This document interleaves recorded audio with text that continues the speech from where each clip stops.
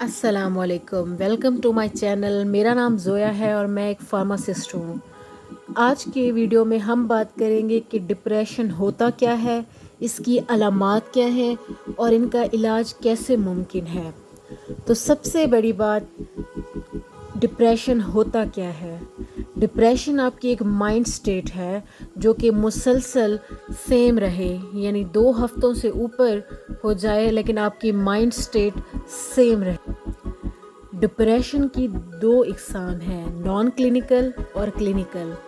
Non clinical यानी कोई वजह हो, लाइक हमारा कोई बिलव्ड वन इस दुनिया से चला जाए, कोई ब्रेकअप, किसी किस्म की कोई टेंशन, इसे नॉन क्लिनिकल डिप्रेशन कहते हैं, जिसमें मेडिसिन की कोई ज़रूरत नहीं।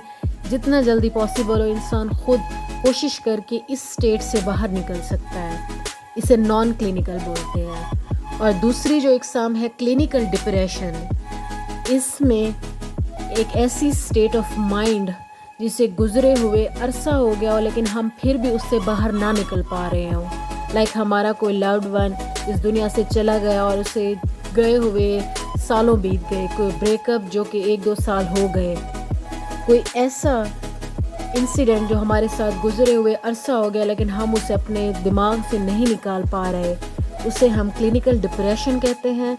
और इसका इलाज मेडिसिन से ही मुमकिन है और जितना जल्दी हो सके इसका इलाज कर लेना चाहिए, इससे पहले कि ये बढ़ जाए। डिप्रेशन की अलामात के बारे में बात करते हैं कि ऐसी कौन कौन से अलामात हैं जो निशानदही करती हैं कि आया ये बंदा डिप्रेशन में है। सबसे पहले कि इंसान खुद को यूज़लेस फील करता है, उसे लगता है इस दुनिया में उसका कोई मकसद नहीं है, वो इस दुनिया में जी किस ले रहा है, जीने की ख्वाहिश ख़त्म हो जाती है। बग़ैर वजह के उदास रहना, यानी कोई वजह नहीं है, सब कुछ उसके इर्द गिर्द ठीक चल रहा है लेकिन फिर भी वो उदास है।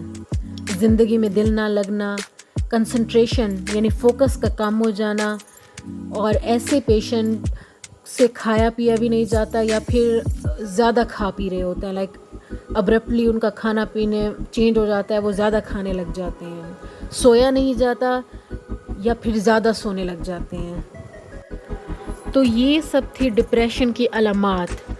अब सबसे बड़ी बात जो मैं इस वीडियो में डिस्कस करना चाहती हूँ एज अ फार्मासिस्ट, कि काइंडली अपने दिमाग को भी अपना बॉडी का एक ऑर्गन समझें।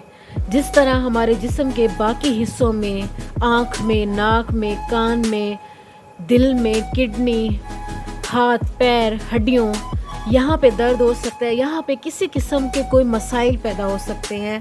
तो इसी तरह हमारा दिमाग भी एक जिस्म का हिस्सा है, जिसमें किसी किस्म का कोई मसला पैदा हो जाए तो खुदारा इसका इलाज करें। ये मत सोचे कि हम कोई जहनी मरीज़ हैं, हम कोई पागल हैं। अब हम डिप्रेशन के इलाज के बारे में बात करते हैं। तो अगर आपका डिप्रेशन कुछ ही अरसे का है तो काइंडली उसे वक्त पर ट्रीट करें, और इसका कोर्स आप किसी साइकेट्रिस्ट से ले सकते हैं। साइकेट्रिस्ट और साइकोलॉजिस्ट में ये फ़र्क होता है कि जो साइकेट्रिस्ट होता है वो मेडिकेशन दे के आपको ट्रीटमेंट देता है, और जो साइकोलॉजिस्ट होता है वो आपकी काउंसलिंग करता है, लाइक आपके रिलेशन दूसरों के साथ या आपकी ज़िंदगी में जो चीज़ें हो रही होती हैं उन्हें बेहतर बनाने की कोशिश करता है बाय काउंसलिंग, आपसे बात करके।